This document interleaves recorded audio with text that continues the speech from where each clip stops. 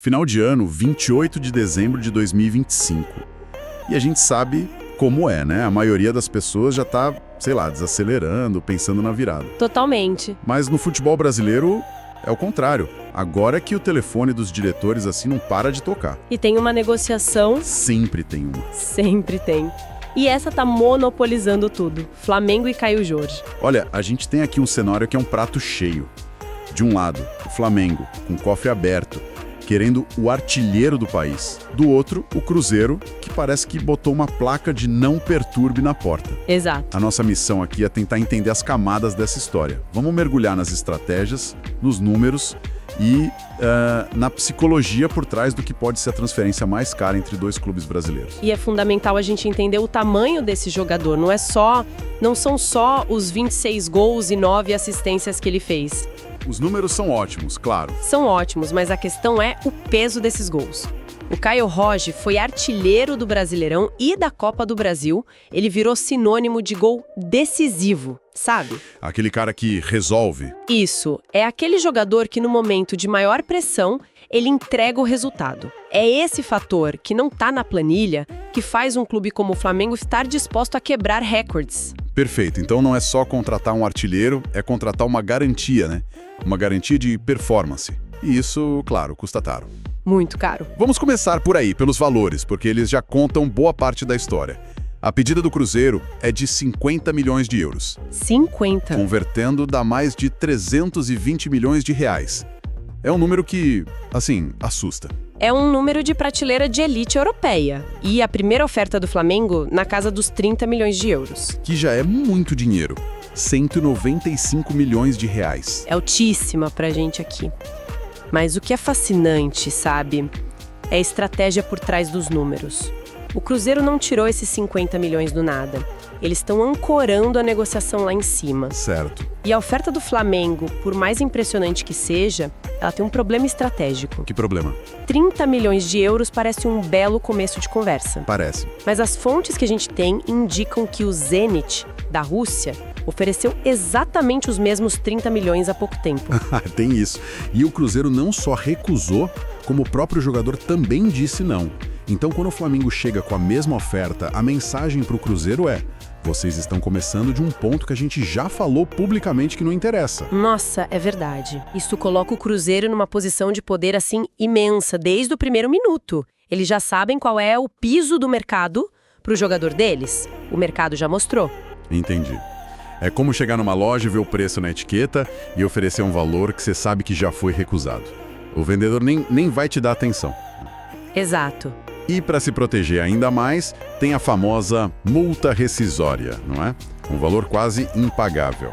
100 milhões de euros. Mais de 650 milhões de reais. Meu Deus. E é importante entender a função dessa multa. Ela não é o preço do jogador. É uma declaração de poder. É o Cruzeiro dizendo para o mercado: nós temos o controle total. Ninguém vai chegar aqui e levar nosso principal ativo na marra. É uma blindagem. Mas a cerca inibe qualquer tentativa. Força o interessado a negociar nos seus termos. Ok. O cenário financeiro tá claro. O Cruzeiro tem a faca e o queijo na mão. Preço lá em cima, multa gigante. Mas isso me leva a outra questão. Por que essa intransigência toda? Recusar 30 milhões de euros já é uma demonstração de força. Qual o racional? É só para inflacionar o passe ou tem um projeto esportivo que justifica segurar o cara a qualquer custo? Aí é que tá o pulo do gato. Se fosse só grana, talvez o Cruzeiro fosse mais flexível, buscasse um acordo. Mas a informação de que a permanência do Caio Jorge foi um pedido direto do Tite. Ah, do Tite. Isso muda o jogo completamente.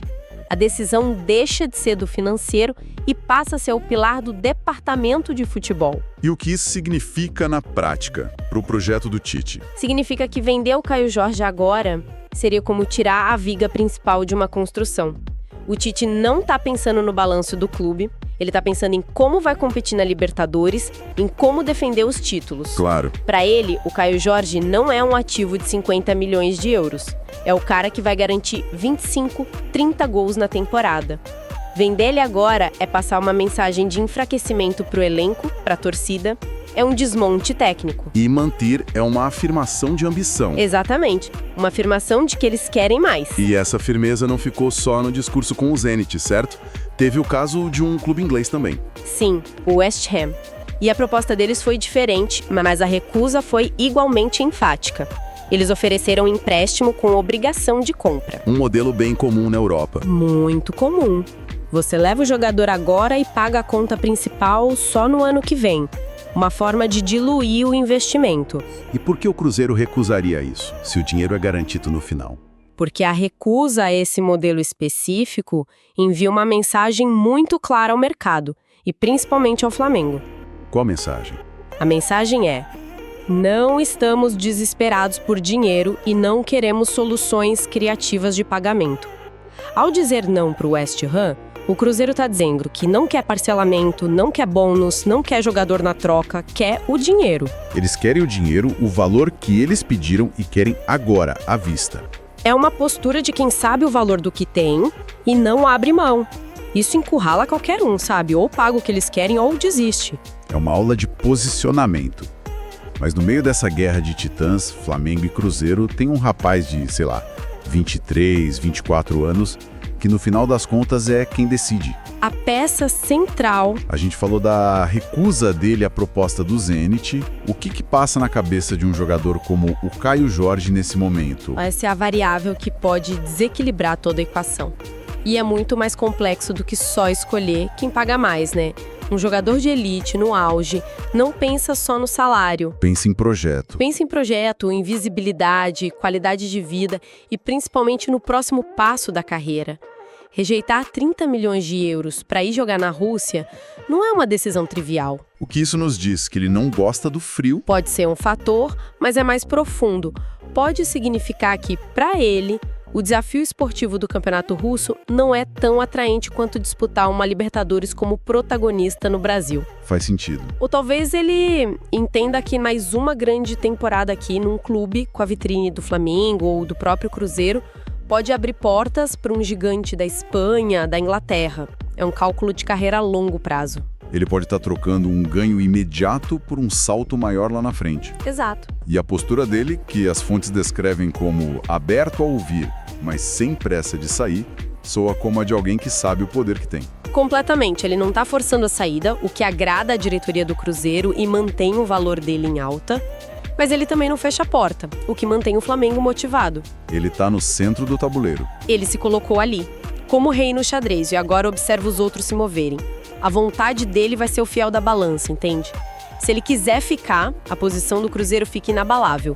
Se ele se seduzir pelo projeto do Flamengo... Aí a pressão muda de lado. Muda totalmente. Joga uma pressão enorme na diretoria do Cruzeiro, que vai ter que lidar com um jogador valiosíssimo, mas talvez insatisfeito. É fascinante. Então, o que a gente tem aqui não é só uma briga de cifras.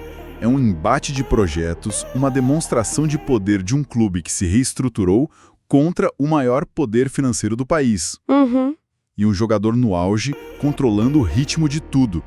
É uma história com muitas camadas. E se a gente dá um passo para trás e olhar o quadro geral, essa negociação é um retrato perfeito do estágio em que o futebol brasileiro se encontra em 2025. Pensa no que isso representa. Como assim? Há 10 anos seria impensável um clube brasileiro recusar 30 milhões de euros em um clube europeu. A venda seria celebrada como a salvação da lavoura. Com certeza. O jogador já estaria no avião no dia seguinte, sem dúvida. Hoje, um clube como o Cruzeiro, que passou por uma reconstrução profunda, não só recusa essa oferta, como recusa a proposta da Premier League e tem a tranquilidade de pedir quase o dobro. É verdade. E do outro lado da mesa, a gente tem outro clube brasileiro, o Flamengo, com fôlego para, no mínimo, iniciar uma conversa nesse patamar europeu. Isso mostra uma mudança brutal na dinâmica de poder. O Brasil está deixando de ser só um exportador. Aos poucos, sim. Deixando de ser só um mercado exportador de talentos para se tornar um mercado que consome os próprios craques, que compete para mantê-los aqui. Uma espécie de fortalecimento interno da nossa própria liga. O dinheiro está circulando aqui dentro em níveis que a gente nunca viu. Exatamente. É uma concentração de poder financeiro em alguns clubes que permite não apenas contratar, mas tão importante quanto ter o poder de dizer não para o mercado europeu. E isso eleva o nível técnico, a valorização, a força dos clubes. A novela Caio Jorge é o exemplo mais claro disso. Uma análise excelente. E isso nos deixa com uma reflexão final, né? Um pensamento para maturar. Vamos lá. A gente viu que o Caio Jorge, o atleta, já recusou 30 milhões de euros que o levariam para a Europa. Agora, o Flamengo chega com uma proposta na mesma faixa para mantê-lo aqui. A questão que fica é sobre essa encruzilhada na carreira dele. O que pesa mais agora? A chance de se juntar a um projeto multicampeão como o do Flamengo, com toda a visibilidade que isso traz? Ou a lealdade e a valorização que o Cruzeiro demonstra ao exigir 50 milhões de euros por ele. Porque essa pedida astronômica, no fundo, pode ser um recado do próprio Cruzeiro ao jogador dizendo: seu talento é tão grande que para nós o único destino que faz jus a ele não é qualquer clube europeu, mas sim um dos 5 ou 6 maiores do mundo.